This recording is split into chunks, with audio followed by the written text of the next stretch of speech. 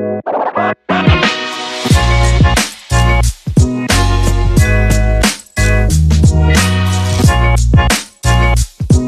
Friends, ఇప్పుడు నేను మీకు ఒక రెసిపీ చూపిస్తున్నాను. నేను దీంట్లో నూనె పోస్తున్నాను, చూడండి. కొంచెం ఎక్కువే పోస్తున్నాను.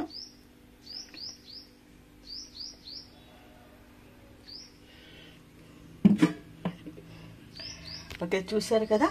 నేను ఇప్పుడు మీకు ఏం చూపించాలనుకున్నానంటే జనతో ఫ్రై చూపించాలనుకున్నానండి. అది సో దానికి నేనేం చేశాను, దీన్ని తీసుకున్నాను. అదే తర్వాత కడిగాను, 5-6 సార్లు కడిగాను, ఉప్పేసి కడిగాను.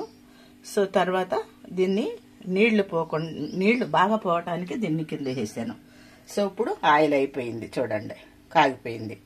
దీంట్లో ఒకటి మీడియం సైజ్ అంతా ఉల్లిగడ్డ తీసుకుని పేస్ట్ చేసి దీంట్లో వేసాను.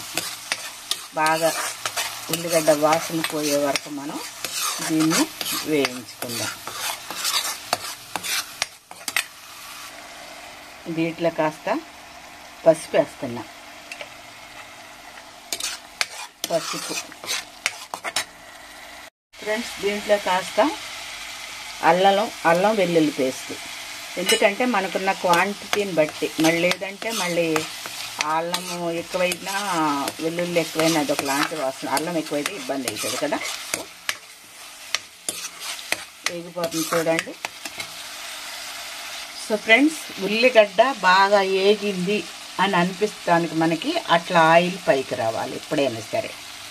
అప్పుడు పచ్చి వాసన పోతుంది. ఇప్పుడు దీంట్లో అల్లం పేస్ట్, వెల్లుల్లి, కరివేపాకు అండ్ ఉల్లిగడ్డ ఆయిల్లో వేసేస్తున్నాను. నేను ఐరన్ పాత్రలు నేను చెప్తున్నాను కదా, ఇప్పుడు మట్టివి, కంచువి, ఎత్తడివి ఐరన్ పాత్రలు మాత్రమే వాడుతున్నాను. మన ఆరోగ్యాన్ని మనం చేతిలో ఉంచుకుంటాం. సో ఇప్పుడు ఏం చేస్తున్నాను, ఇది దీంట్లో వేసేస్తున్నా.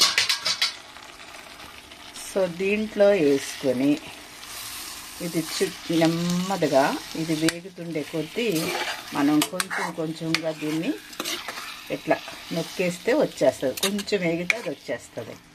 చూపిస్తాను మీకు స్టెప్ బై స్టెప్. ఓకే, చూడండి. మనం ఎట్లా తిప్పుతుంటే ఈ చిదిగిపోయి ఎట్లా మెత్తగా అయిపోతుంది. సో దీంట్లో మనకి విటమిన్స్, మినరల్స్, కాల్షియము, ఫాస్ఫరస్, స్పెషల్గా దీంట్లో రిచ్ది మనకి ఒమేగా ఆయిల్. సో దీంట్లో ఉంటుంది కనుక మనం అప్పుడప్పుడు ఇట్లా చేసుకోవచ్చు. దీన్ని విడిచిపెట్టద్దు, హెల్దీ ఫుడ్ ఇది.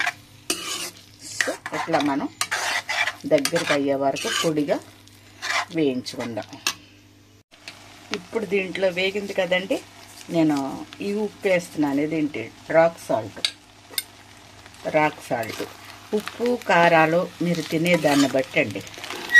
ఓకే, చూడండి. ఇప్పుడు దీంట్లో ఒక 1½ స్పూను కారం వేసుకుందాం.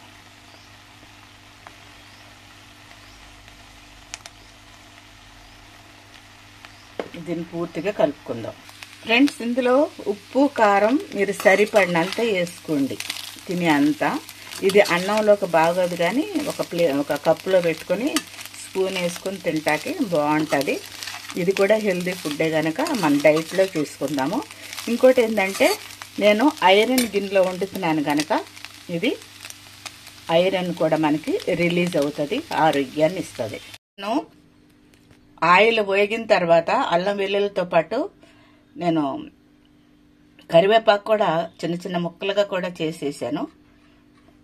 అది ఆ స్లైడ్లో మిస్ అయింది కనుక నేను మళ్ళీ పెడుతున్నాను. ఫ్రెండ్స్, ఇందులో ధనియాలు, జీలకర్ర, ఆవాలు, మెంతులు, చెక్క, లవంగాలు అన్నీ కలిపేస్తానండి దీంట్లో. ఇది లాస్ట్కి వచ్చింది. ఈ పౌడర్ వేసేస్తున్నాను, చూడండి. ఇది కలిపేస్తున్నా. దీంట్లో ఫైనల్గా కొత్తిమీర వేస్తున్నానండి.